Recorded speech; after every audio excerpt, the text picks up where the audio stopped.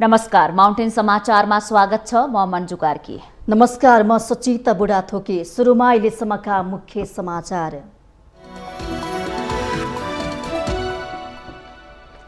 मुख्य विपक्षी नेकपा एमालेद्वारा 9 महिनादेखि जारी प्रतिनिधि सभा अवरोध अन्त्य। निर्वाचनले मुलुक फरक दिशामा गएकाले संसद अवरोध हटाउने निर्णय गरेको भनाई। आगामी आर्थिक वर्षको बजेट सिद्धान्त तथा प्राथमिकता संसदमा पेश। नयाँ आर्थिक वर्षको बजेट आत्मनिर्भर अर्थतन्त्र र पूर्वाधार विकासमा केन्द्रित हुने अर्थमन्त्री शर्माको भनाई। सरकारले सार्वजनिक यातायातको भाडा बढायो। पेट्रोलियम पदार्थमा भएको मूल्य वृद्धि भएसँगै सार्वजनिक यातायातको भाडामा पनि वृद्धि। स्थानीय तह निर्वाचनको परिणाम आउने क्रम जारी। पछिल्लो परिणाम र अग्रताका आधारमा नेपाली कांग्रेस पहिलो, नेकपा एमाले दोस्रो र नेकपा माओवादी केन्द्र तेस्रो स्थानमा। संसदीय सुनवाई समितिद्वारा चीन र दक्षिण अफ्रिकाको लागि प्रस्तावित राजदूतको नाम अनुमोदन। श्रीलङ्काको लागि प्रस्तावित राजदूत विरुद्ध उजुरी परेकाले थप छलफल गरी टुङ्गो लगाइने। फिनल्यान्ड र स्विडेनको नेटोमा आबद्ध हुने प्रयासमा टर्की बाधक। यी दुई देशले कुर्दिश पृथकतावादी नेताहरूलाई आश्रय दिइरहेको टर्कीको आरोप। र आइपिएल टी20 क्रिकेटमा सनराइजर्स हैदराबादको जित। हैदराबादसँग मुम्बई इन्डियन्स 3 रनले पराजित।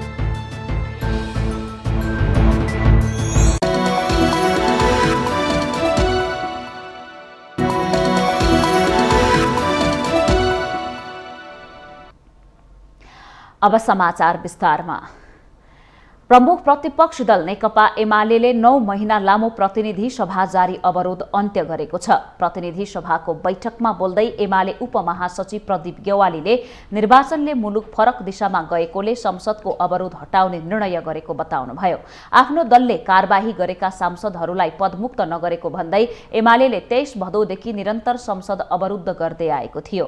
30 वैशाखमा स्थानीय तह निर्वाचन भएपछि भने एमालेले संसदको अवरोध हटाएको हो। मंगलबार संसदको बैठक सुरु हुनासाथ विशेष समय लिएर बोलेका एमाले उपमहासचिव गेवालीले अदालतले कारबाही नगरे पनि भर्खरै सम्पन्न स्थानीय तह निर्वाचनमा जनताले उचित ढंगले फैसला गरेकोले संसद अवरोध हटाइएको बताउनुभयो। दल विभाजनको प्रयोजन पूरा भइसकेपछि त्यसलाई फिर्ता लिने, सभामुख जस्तो गरिमामय संस्था त्यसमा कुनै न कुनै हिसाबले जोडिने, अदालत यस मामलामा सहयोगी बन्ने, अरू विभिन्न निकायहरू समेत सहयोगी बन्ने यो स्थिति गलत हो, गलत रहनेछ। यस बारेमा हाम्रा अडानहरू निरन्तर रहनेछन्। तर पनि मुलुक एउटा कोर्समा गइसकेको हुनाले हामीले आजदेखि यो अवरोधलाई, हाम्रो विरोधलाई फरक ढंगले प्रस्तुत गर्ने एउटा निर्णय गरेका छौं।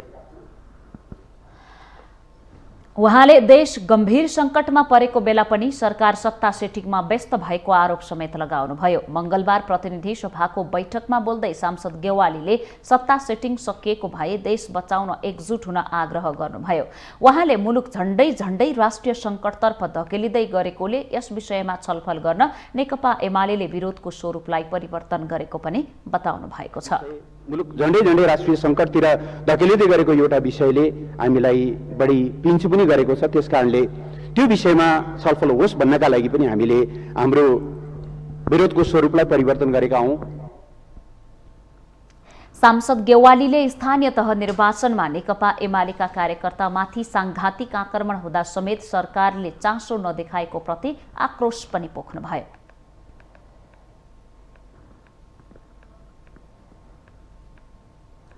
सरकारले आगामी आर्थिक वर्षको बजेटको सिद्धान्त तथा प्राथमिकता संसदमा पेश गरेको छ।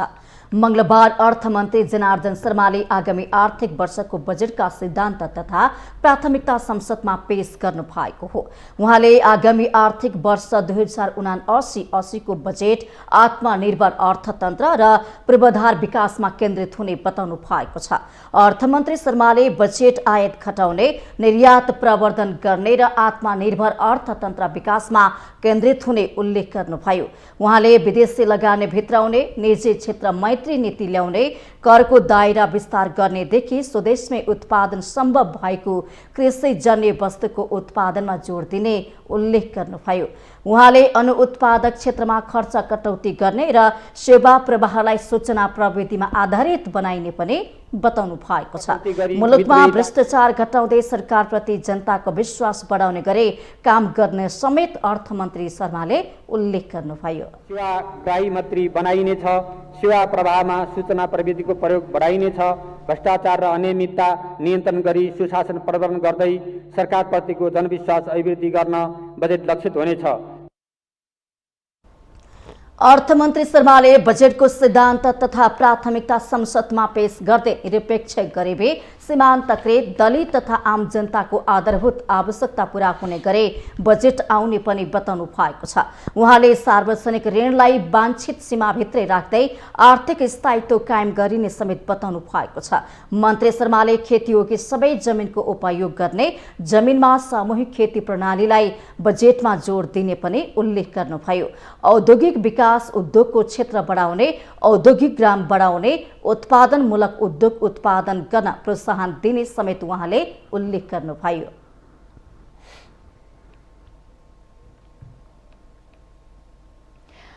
प्रतिनिधि सभाको बजेट अधिवेशनको पहिलो बैठकमा विभिन्न 8वटा विधेयक पेश भएको छ। मंगलबारबाट सुरु भएको संसदको 11औं अधिवेशन अन्तर्गत प्रतिनिधि सभाको पहिलो बैठकमा विभिन्न 8 विधेयक पेश भएका हुन्। प्रतिनिधि सभामा गृहमन्त्री बालकृष्ण खाँडले नेपाल प्रहरी र नेपाल प्रहरीका कार्य सञ्चालन सुपरिवेक्षण तथा समन्वय पहिलो संशोधन अध्यादेश 2078, सामाजिक सुरक्षा पहिलो संशोधन अध्यादेश 2078 र तेजाब तथा अन्य घातक रासायनिक पदार्थ नियमन अध्यादेश 2078 पेश गर्नुभयो। संविधानको धारा 114 को उपधारा 1 बमोजिम सामाजिक सुरक्षा पहिलो संशोधन अध्यादेश 2078 जारी भएकोले प्रतिनिधि सभा समक्ष पेश गर्दछु। धन्यवाद। त्यस्तै स्वास्थ्य तथा जनसङ्ख्या मन्त्री विरोध खतिवडाले औषधि तेस्रो संशोधन अध्यादेश 2079 र स्वास्थ्यकर्मी तथा स्वास्थ्य संस्थाको सुरक्षा सम्बन्धी पहिलो संशोधन अध्यादेश 2079 पेश गर्नुभएको छ। कार्यमा स्वास्थ्य संस्थामा खटिएका स्वास्थ्यकर्मी तथा अन्य कर्मचारीहरू हुन सक्ने आक्रमण तथा स्वास्थ्य संस्थाको भौतिक सम्पत्तिको तोडफोड, आगजनी, तालाबन्दी वा उपचारमा बाधा पर्ने कार्यवाही रोकी सम्भावित जोखिम व्यवस्थापन गर्न कसुरको दायरा विस्तार एवं सजायमा समयानुकूल परिवर्तन गर्न आवश्यक रहेकोले यो अध्यादेश प्रतिनिधि सभा समक्ष पेश गर्दछु। धन्यवाद। भौतिक पूर्वाधार तथा यातायात मन्त्री रेणु कुमारी यादवले रेलवे अध्यादेश 2078 पेश गर्नुभएको छ। खरिद गरेको रेल तत्काल सञ्चालन नगर्दा रेलको इन्जिनमा समस्या उत्पन्न हुने, निर्मित रेलवे संरचनामा थप हानि नोक्सानी हुने सक्ने देखिएकोले तत्काल रेलवे सम्बन्धी कानुन व्यवस्था गरी रेल सञ्चालनमा ल्याउनु आवश्यक रहेको छ। अत उक्त कानुनी व्यवस्था तत्कालै गर्नुपर्ने परिस्थिति उत्पन्न भएकोले र संघीय संसदको अधिवेशन नभएकोले नेपालको संविधान धारा 114 को उपधारा 1 बमोजिम रेलवे सम्बन्धमा व्यवस्था गर्न बनेको अध्यादेश 2078 जारी भएकोले प्रतिनिधि सभा समक्ष पेश गर्दछु। धन्यवाद।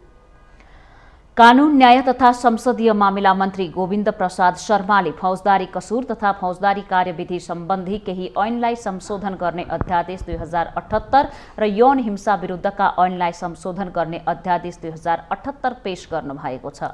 सजाय हुने कानुनी व्यवस्था कायमै राख्ने आवश्यक भएकाले तत्काल संसदको अधिवेशन नभएकोले यसअघि जारी भएको यस सम्बन्धी अध्यादेशको व्यवस्थालाई कायमै गरी नेपालको संविधानको धारा 114 को उपधारा 1 बमोजिम फौजदारी कसुर तथा फौजदारी कार्यविधि सम्बन्धी केही ऐनलाई संशोधन गर्न बनेको अध्यादेश 2078 जारी भएकाले प्रतिनिधि सभा समक्ष पेश गर्दछु।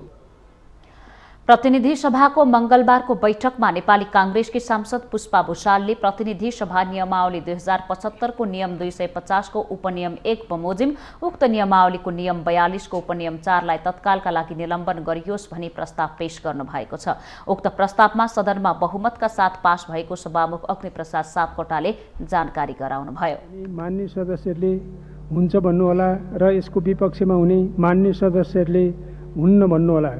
यो प्रस्तावको पक्षमा हुने मान्य सदस्यहरूले हुन्छ भन्नुहोस्। यसको विपक्षमा हुने मान्य सदस्यले हुन्न भन्नुहोस्। हुन्छ भन्ने पक्षका मान्य सदस्यहरूको बहुमत भएकोले मान्य श्री पुष्पा भूषाल गौतमले प्रस्तुत गर्नुभएको उक्त नियमको निलम्बन प्रस्ताव बहुमतले स्वीकृत भएको घोषणा गर्दछु। नियम निलम्बनको प्रस्तावमा आज बस्ने प्रतिनिधि सभाको बैठकमा छलफल हुने सभामुख सापकोटाले बताउनु भएको छ। बैठक आज दिउँसो 1 बजे बस्दैछ।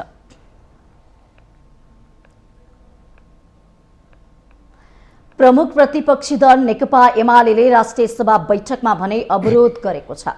बजेट अधिवेशनको पहिलो दिन मंगलबार अपराह्न बोलाइएको राष्ट्रिय सभा बैठक सुरु हुन साथ एमालेका सांसदहरूले उभिएर अवरोध गरेका छन्।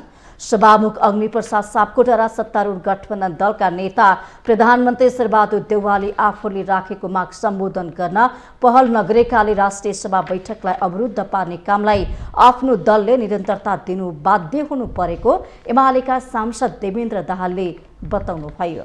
रुचि देखाइरहेको छैन।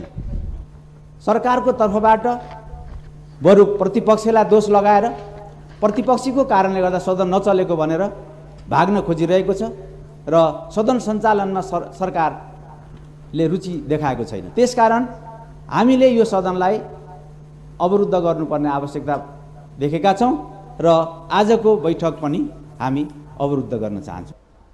सांसद दाहालले सांसदहरूले दलीय व्हिप मान्नुपर्ने कि नपर्ने भन्ने प्रश्नको समेत निरूपण गर्ने काम सरकारले नगरेको भन्दै आपत्ति जनाउनु भएको छ।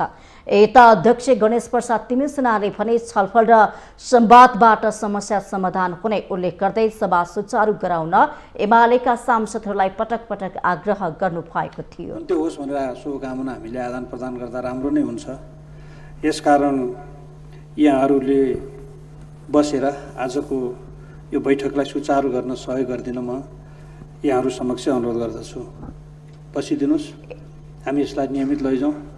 छलफल संवाद जारी गर्दै समस्याहरू समाधान पनि गर्ने दिशातिर जान सक्छौँ। मेरो फेरि पनि अनुरोध छ। एमाले सांसदहरूको अवरोधका बीच राष्ट्रिय सभाको बैठकमा बजेट अधिवेशन सम्बन्धी राष्ट्रपति कार्यालयले पठाएको पत्र पढेर सुनाइएको छ।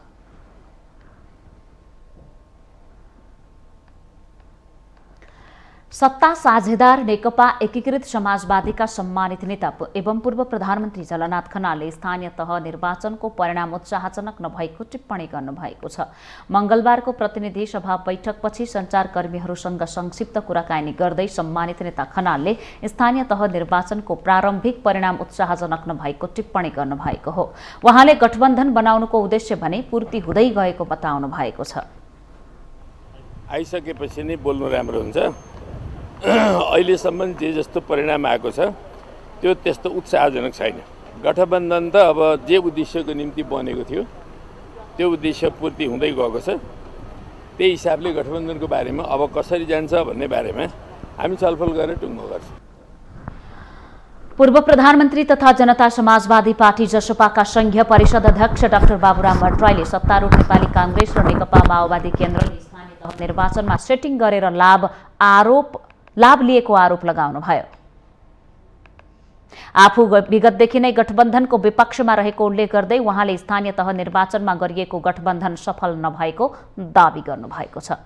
जनतालाई पार्टी नेताहरूलाई थाहा हुन्छ, केन्द्रबाट नै गरेर यसलाई टुङ्गो लगाउने विषय यो होइन। त्यसैले हामीले जुन अलिकति अभ्यास गर्न खोजियो त्यो सफल भएन। केही दलहरूलाई खास गरी काङ्ग्रेस र माओवादीलाई उहाँले अलिकति सेटिङ गर्नुभयो, केही लाभ भयो, तर त्यो पनि उहाँहरूको आपसमा तल मिले जस्तो देखिएन। जे सिद्धान्त अपनाइएको थियो त्यो कसैले पालन गरेन। त्यस अर्थमा पनि स्थानीय चुनावमा चाहिँ गठबन्धन गर्नु उपयुक्त छैन भन्ने मेरो राय हो। त्यसमा म अहिले पनि दृढ। उहाँले गठबन्धनभित्र जुन सिद्धान्त अपनाइएको थियो त्यसको पालना कसैले नगरेको बताउनुभयो।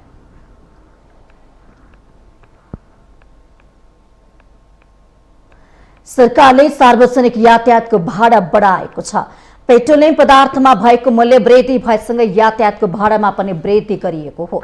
वैज्ञानिक भाडा समायोजन प्रणाली अनुसार स्वचालित रूपमा अन्तर प्रदेश सार्वजनिक सवारीको भाडा समायोजन भएको यातायात व्यवस्था विभागले जनाएको छ। अन्तर प्रदेशले सार्वजनिक सवारीमा यात्रुवाहकतर्फ 3.5% भाडा बढेको छ। पहाडी बाटोमा गुड्ने मालवाहक गाडीमा 4.6% र तराईको बाटोमा गुड्ने मालवाहक सवारीमा 5.1% भाडा बढाइएको छ। इन्धनको मूल्य 5% वा सोभन्दा बढी बढेमा स्वचालित रूपमा भाडा समायोजन हुने व्यवस्था पनि छ। नेपाल आयल निगमले शनिबार इन्धनको मूल्य प्रति लिटर 10 रुपियाँ बढाएको थियो। समायोजन भएको भाडा आजदेखि लागू भएको छ।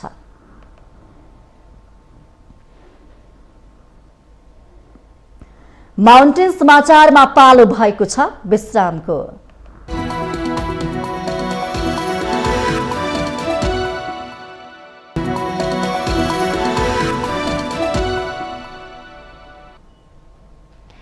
विश्रामपछि स्वागत छ। अब बाँकी समाचार।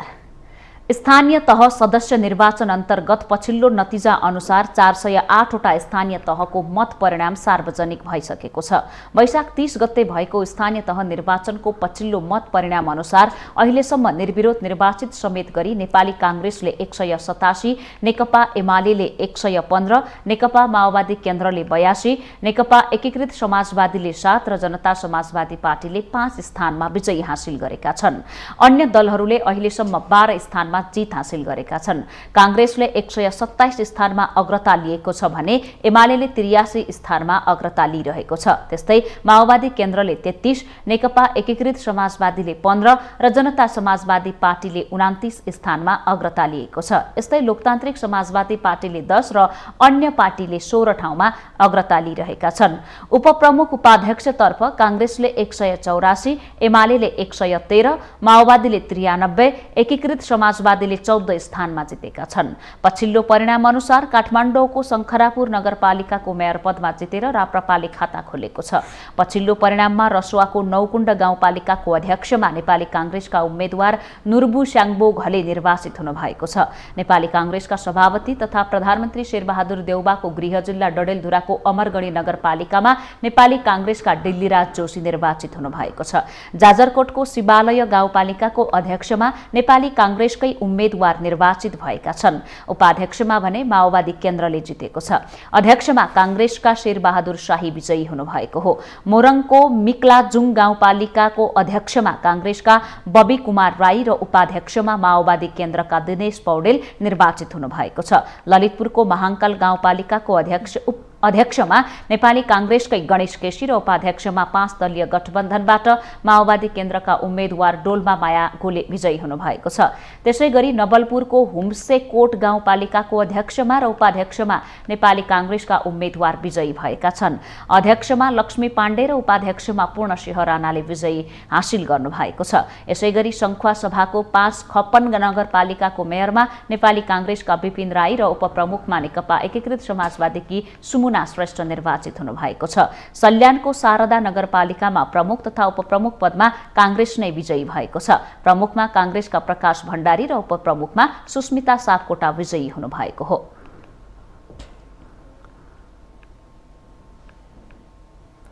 मुलुकका 6वटै महानगरको मतगणना जारी छ। काठमाडौँ महानगरपालिकाको पछिल्लो मत परिणाममा पनि स्वतन्त्र उम्मेद्वार बालेन्द्र शाहको अग्रता कायमै छ। मेयरमा शाहले 13,2643, एमालेका उम्मेद्वार केशव स्थापितले 7,146 मत प्राप्त गर्नु भएको छ। गठबन्धनका उम्मेद्वार नेपाली कांग्रेसकी सृजना सिंहले 6,287 मत प्राप्त गर्नु भएको छ। काठमाडौँ महानगरको उपमेयरमा एमालेकी उम्मेद्वार सुनिता डङ्गोलले 12,157 र नेकपा यसका रामेश्वर श्रेष्ठले 3,614 मत प्राप्त गर्नु भएको छ। यस्तै ललितपुर महानगरपालिकामा निवर्तमान मेयर तथा गठबन्धनका कांग्रेस उम्मेद्वार श्रीबाबु महर्जनले 8,534 मत प्राप्त गरेर अग्रता लिइरहनु भएको छ। पछिल्लो मत परिणाम अनुसार महर्जनलाई नेकपा एमालेका हरिकृष्ण व्यञ्जनकारले 3,785 मत ल्याएर पछ्याइरहनु भएको छ। यस्तै उपमेयरमा नेकपा एमालेकी उम्मेद्वार मञ्जली साके वज्राचार्य अगाडि हुनुहुन्छ भने नेकपा माओवादी केन्द्रका बाबुराजा वज्राचार्य दोस्रो स्थानमा रहनु भएको छ।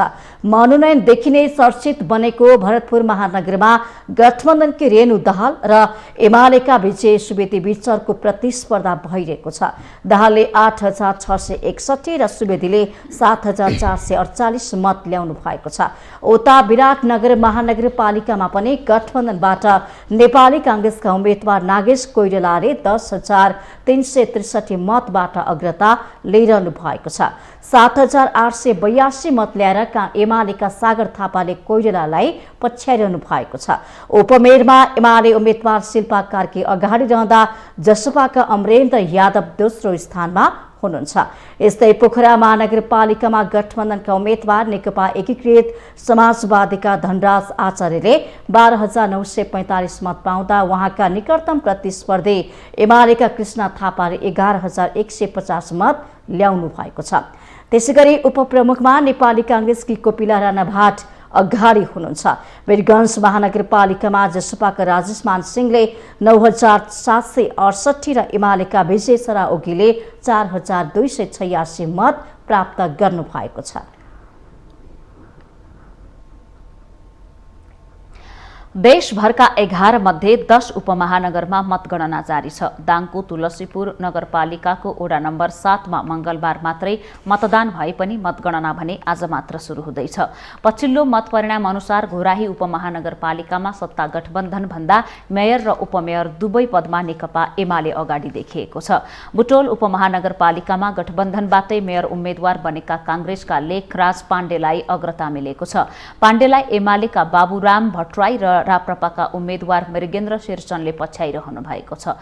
हेटौडामा गठबन्धनबाट एकीकृत समाजवादीकी मेयर उम्मेद्वार मीना कुमारी लामा र राप्रपाका दीपक बहादुर सिंहबीच कडा प्रतिस्पर्धा देखिएको छ। नेपालगञ्जमा पनि गठबन्धनबाट कांग्रेसका मेयर उम्मेद्वारले अग्रता लिएका छन्। जारी मतगणनामा कांग्रेसका प्रशान्त विष्ट अगाडि रहँदा एमालेका पशुपति दयाल मिश्र दोस्रो र राप्रपाका नन्दलाल वैश्य तेस्रो स्थानमा हुनुहुन्छ। उता जनकपुरमा भने स्वतन्त्र उम्मेद्वारले मेयरमा अग्रता कायम राख्नु भएको छ। कांग्रेसबाट बागी उठेका मनोज शाहले अग्र स्थान बनाइरहँदा एमालेका शिवशंकर शाहले उहाँलाई पछ्याइरहनु भएको छ। जितपुर सिमरामा गठबन्धनबाट माओवादीले अग्रता लिएको छ।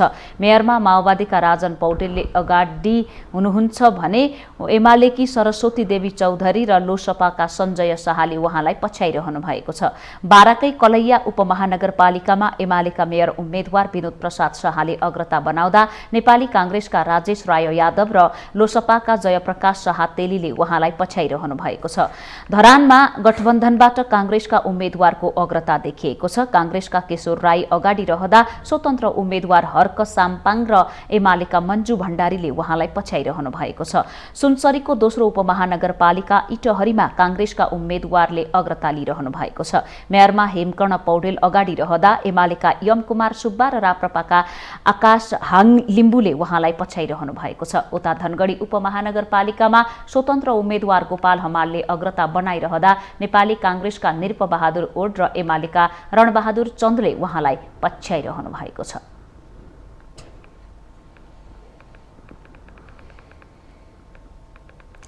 संसदीय सुनाई समितिले चीनका लागि प्रस्तावित राजदूत विष्णु पुकार श्रेष्ठ र दक्षिण अफ्रिकाको लागि प्रस्तावित राजदूत दानबहादुर तामाङको नाम अनुमोदन गरेको छ।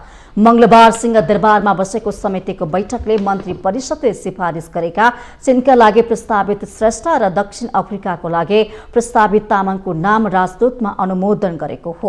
प्रस्तावित दुवै विरुद्ध कुनै उजुरी नपरेको र उपयुक्त लागेकाले समितिले सर्वसम्मतिले अनुमोदन गरेको सभापति लक्ष्मणलाल कणले जानकारी दिनुभएको छ। पछि हामीले आज 2 जनाको सुनवाई गरौं। श्री विष्णु पुकार श्रेष्ठ जनवादी गणतन्त्र चीनको लागि प्रस्तावित हुनुभएको र तेस्रो दान बहादुर तामाङ जो दक्षिण अफ्रिकाको लागि प्रस्तावित भइकन सिफारिस भएर आएको छ। हामीसँग अहिले चाप धेरै भएको कारणबाट कार्यव्यवस्थाको कार्यको चाप भएको कारणबाट हामीले दुवै जनाको सुनवाई गर्यौं र हामीले उपयुक्त ठानेर दुवै जनालाई अनुमोदन गर्ने निर्णय समेत हामीले गरिसकेका छौँ। समितिको बैठकमा डेनमार्कका लागि प्रस्तावित राजदूत राम सुरज राय यादवमाथि परेको उजुरीका सम्बन्धमा छानबिन गर्न समितिका सदस्य जितेन्द्र देव संयोजक तथा नेहरू देवी पाल र शिवकुमार मण्डल सदस्य रहेको कार्यदल गठन गरिएको छ। कार्यदलले 2 दिनभित्र सो सम्बन्धमा छानबिन गरी प्रतिवेदन पेश गर्ने र त्यसैको आधारमा प्रस्तावित राजदूत रायको पनि सुनवाई गर्ने सभापति कर्णले बताउनुभयो। हाम्रो एउटा कमिटी बनेको छ। यो कमिटीले 2 दिनभित्रमा यो अध्ययन गरिकन यसको गम्भीरता, यसको सबूत प्रमाण सम्पूर्ण हेरिकन हामीलाई 2 दिनपछिको बैठकमा आफ्नो प्रतिवेदन पेश गर्ने भनेर हामीले जिम्मेवारी दिने भन्ने एउटा निर्णय गरेका छौँ। उजुरीको प्रकृति पनि हेर्ने, तथ्य पनि। उजुरीको प्रकृति मूल रूपबाट डाक्टर प्रोफेसर रामस्वर्थ राय प्रति रहेछ। उहाँमाथि कारबाही चलिराखेको रहेछ। समितिले श्रीलङ्काको लागि प्रस्तावित राजदूत वासुदेव मिश्रको उजुरी परेकाले मंगलबार सुनवाई गर्न नसकेको स्पष्ट पारेको छ। समितिको अर्को बैठक आज बिहान पनि बोलाइएको छ।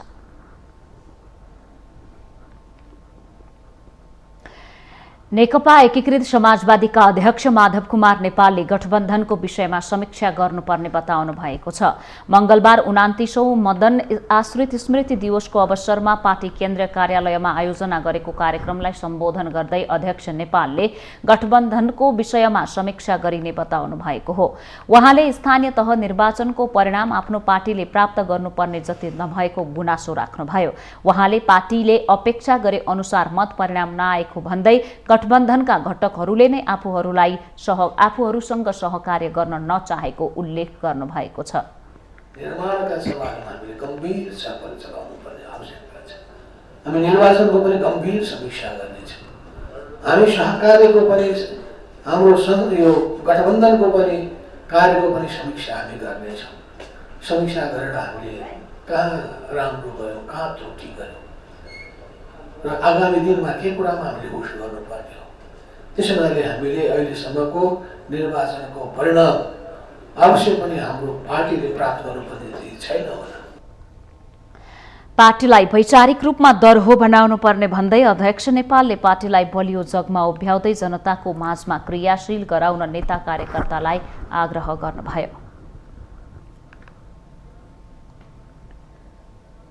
माउन्टेन समाचारमा पुनः पालो भएको छ विश्रामको।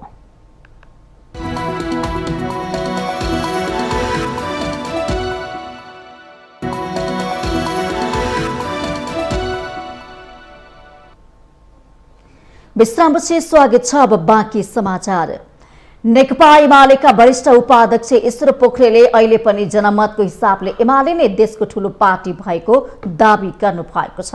मंगलबार 29औं मदन आश्रित स्मृति दिवसको अवसरमा आयोजित कार्यक्रममा एमालेका वरिष्ठ उपाध्यक्ष ईश्वर पोखरेलले उहाँले जनमतको हिसाबले नेकपा एमाले नै देशको ठूलो पार्टी भएको दावी गर्नु भएको छ।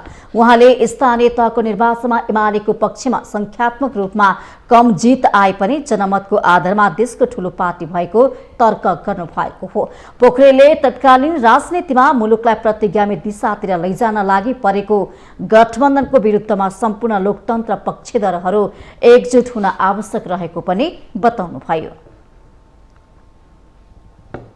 यति बेला तत्कालीन राजनीतिमा देखा परेको मुलुकलाई एउटा प्रतिगामी दिशातर्फ लैजान उद्धत रहेको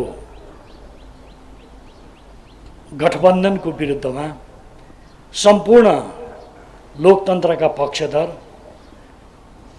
संविधान र कानुनको पालना गर्नुपर्छ भनेर प्रतिबद्धता व्यक्त गरिरहेका जनताहरूको पक्षधरहरू एक ठाउँमा उभिनुपर्ने आवश्यकता छ। कार्यक्रममा एमालेका महासचिव शंकर पोखरेलले स्थानीय निर्वाचन बिथोल्न सरकारले गुण्डागर्दी गरेर लागि परेको आरोप लगाउनु भएको छ। उहाँले सरकार पक्षले नै नेकपा एमालेको प्रभाव भएको स्थानमा निर्वाचन बिथोल्न लागि परेको र मतदाताहरूलाई आफ्नो अधिकार प्रयोग गर्न नदिएको ठोकुवा गर्नुभयो। उहाँले सरकारी ढंगले एकलौटी रूपमा मतपेटिका ओसार्ने काम गरेको र केही स्थानमा मतगणना पूर्व नै मतपेटिका खोलेको पाइएको पनि जिकिर गर्नुभयो। आउने चुनावमा गठबन्धनलाई पराजित गरेर जनमतका हिसाबले मात्र नभई परिणामका हिसाबले पनि एमाले पहिलो पार्टी बन्ने दावी गर्नुभयो। कतिपयले के भन्दै गर्छन् त भन्दाखेरि परिणाम आएपछि नेकपा एमालेको आपत्ति भन्ने अर्थमा टिप्पणी गरेको हामीले पाउँछौँ। तर हामीले निरन्तर रूपमा जुन प्रकारले चाहिँ व्यवस्थापन गर्ने खालको काम गर्यो त्यसप्रति हाम्रा असहमतिहरू निरन्तर रूपमा राख्दै आएका थियौँ भन्ने कुरा पनि म तपाईँहरूका बिचमा राख्न चाहन्छु। खास गरी एकपटक खटाइसकेका कर्मचारीलाई परिवर्तन गर्ने सम्मका कुराहरू नियोजित रूपमा गरिए र खास गरी संवेदनशील क्षेत्र भनेर जसलाई हामीले पहिचान गरेका थियौँ ती ठाउँहरूमा सुरक्षा निकाय पनि परिवर्तन गरियो, कर्मचारी पनि परिवर्तन गरियो र यतिसम्म कि नेतृत्वकर्ता समेत परिवर्तन गर्ने खालका कामहरू भए।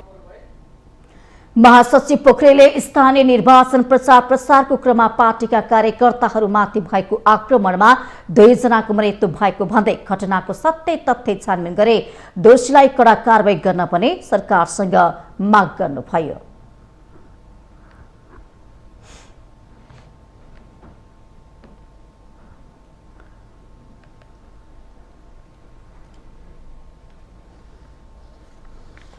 नेकपा एमालेका उपाध्यक्ष युवराज गेवालीले स्थानीय तहको निर्वाचनमा केही ठाउँमा धाँधलीपूर्ण मतदान भएको आरोप लगाउनु भएको छ। मंगलबार दाङको तुलसीपुर उपमहानगरपालिका 17 स्थित दिपेन्द्र मानपुरमा रहेको केन्द्रमा मतदान गर्ने क्रममा उहाँले यस्तो आरोप लगाउनु भएको हो। यस्तै उहाँले अहिलेको नतिजामा एमाले दोस्रो स्थानमा आएको भए पनि यो नै अन्तिम परिणाम नभएको र जस्तो आउँछ त्यसैलाई स्वीकार गरेर जानुपर्ने धारणा व्यक्त गर्नुभएको छ।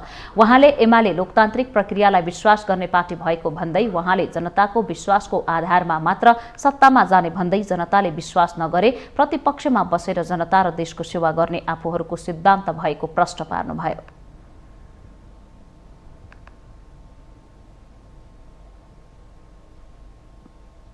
पहिलो कुरा त नेकपा एमाले जहिले पनि लोकतान्त्रिक प्रक्रियामा विश्वास गर्छ। जनताको विश्वासको आधारमा सत्तामा जाने हो। जनताले विश्वास नगर्दाखेरि बाहिर बसेर प्रतिपक्षमा बसेर जनताको देशको सेवा गर्ने यो हाम्रो नीति हो, विचार हो, सिद्धान्त हो।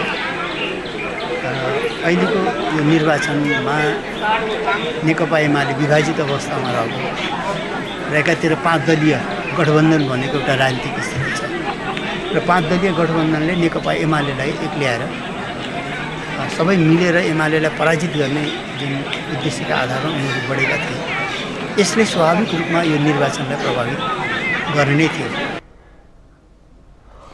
तुलसीपुर 17 मा वडा अध्यक्ष पदका उम्मेद्वारको निधन भएपछि निर्वाचन आयोगले त्यहाँ मंगलबार निर्वाचन गराएको हो।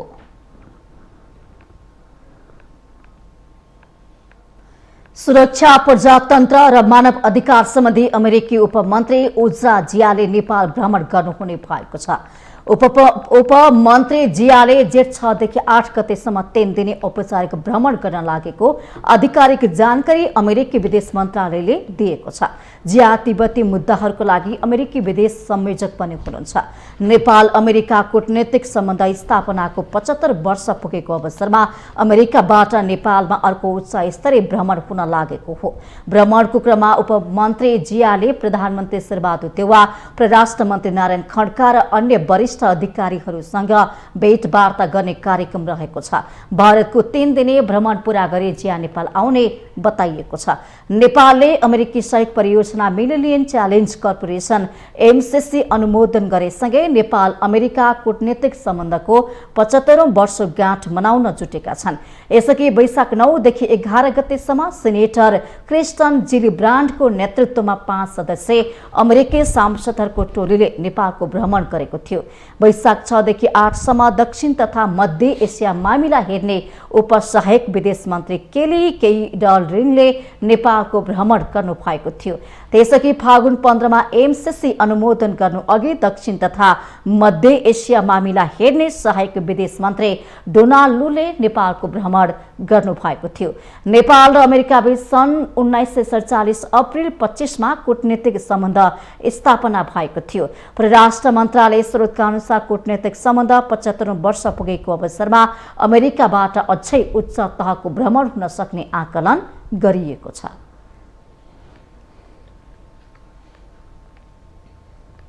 नेपाली कांग्रेसका सभापति एवं प्रधानमन्त्री शेरबहादुर देउबालाई भातृशोक परेको छ। प्रधानमन्त्री देउबाका सहोदर भाइ प्रेम बहादुर देउबाको 67 वर्षको उमेरमा निधन भएको हो। उहाँको उपचारको क्रममा निधन भएको पारिवारिक स्रोतले जनाएको छ। सामाजिक व्यक्तित्वका रूपमा परिचित स्वर्गीय प्रेम बहादुर देउबाका श्रीमती 2 छोरा र 2 छोरी छन्। उहाँको मंगलबार नै पशुपति आर्यघाटमा अन्त्येष्टि गरिएको छ। सभापति देउबा, उपसभापति पूर्णबहादुर खड्का लगायतले उहाँको पार्थिव शरीरमा कांग्रेसको झण्डा ओढाएर अन्तिम श्रद्धाञ्जली व्यक्त गर्नुभएको थियो। प्रेमबहादुर देउबाको निधनमा कांग्रेसले दुःख व्यक्त गरेको छ।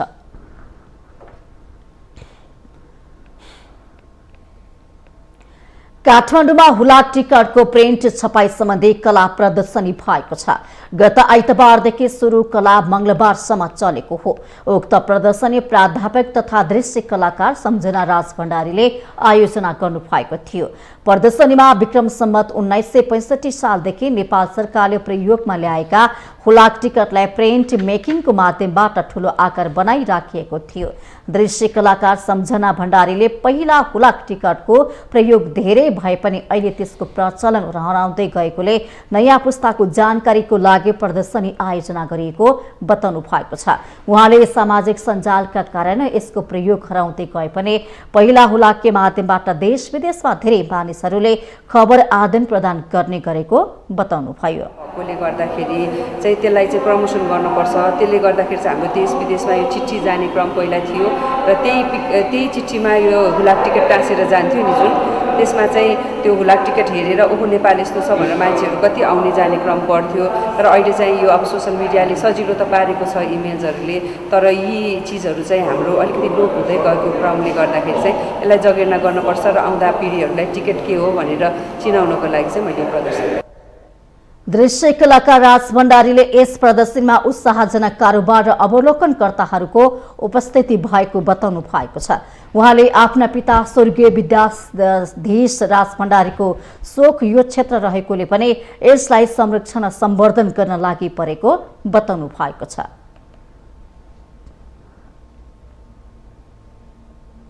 हामीसँग आर्थिक अन्तर्राष्ट्रिय र खेल समाचार बाँकी नै छन्।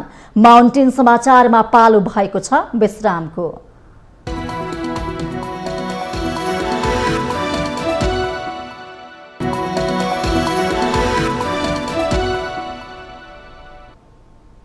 विश्रामपछि स्वागत छ। अब आर्थिक समाचार।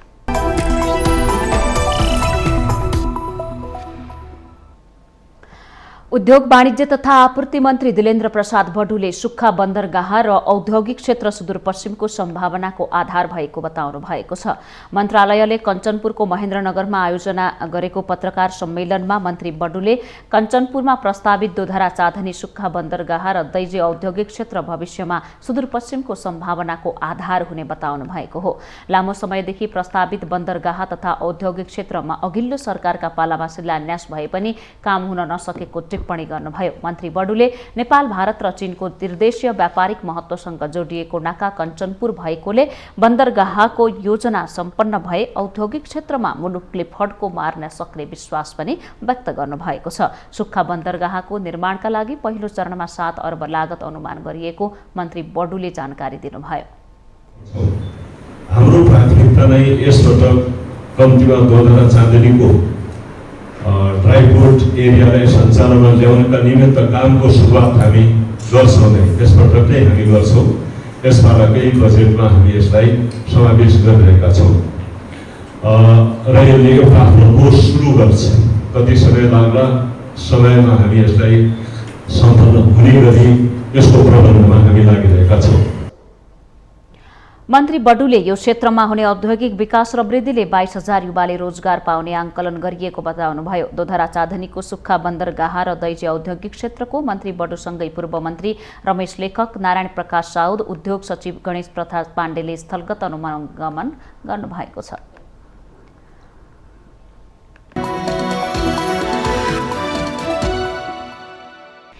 यससँगै हामी माउन्टेन समाचारको अन्त्यमा आइपुगेका छौं। जाँदा जाँदै मुख्य समाचार पुनः एकपटक।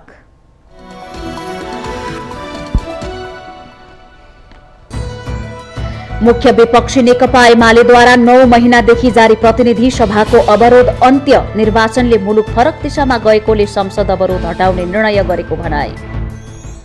आगामी आर्थिक वर्षको बजेट सिद्धान्त तथा प्राथमिकता संसदमा पेश।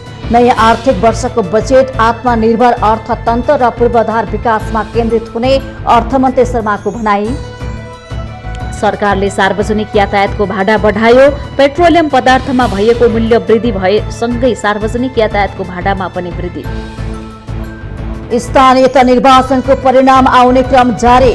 पछिल्लो परिणाम र अग्रताको आधारमा नेपाली कांग्रेस पहिलो, नेकपा एमाले दोस्रो र नेकपा माओवादी केन्द्र तेस्रो स्थानमा। संसदीय सुनवाई समितिद्वारा चीन र दक्षिण अफ्रिकाका लागि प्रस्तावित राजदूतको नाम अनुमोदन। श्रीलङ्काका लागि प्रस्तावित राजदूत विरुद्ध उजुरी परेकोले थप छलफल गरी टुङ्गो लगाइने। फिनल्यान्ड र स्विडेनको नेटोमा आबद्ध हुने प्रयासमा टर्की बाधक। यी दुई देशले कुर्दिश पृथकतावादी नेताहरूलाई आश्रय दिएको टर्कीको आरोप। र आइपीएल टी20 क्रिकेटमा सनराइजर्स हैदराबादको जित। हैदराबादसँग मुम्बई इन्डियन्स 3 रनले पराजित।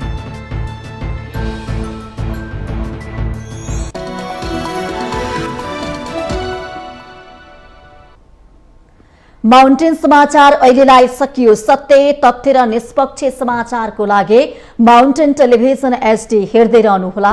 नमस्कार।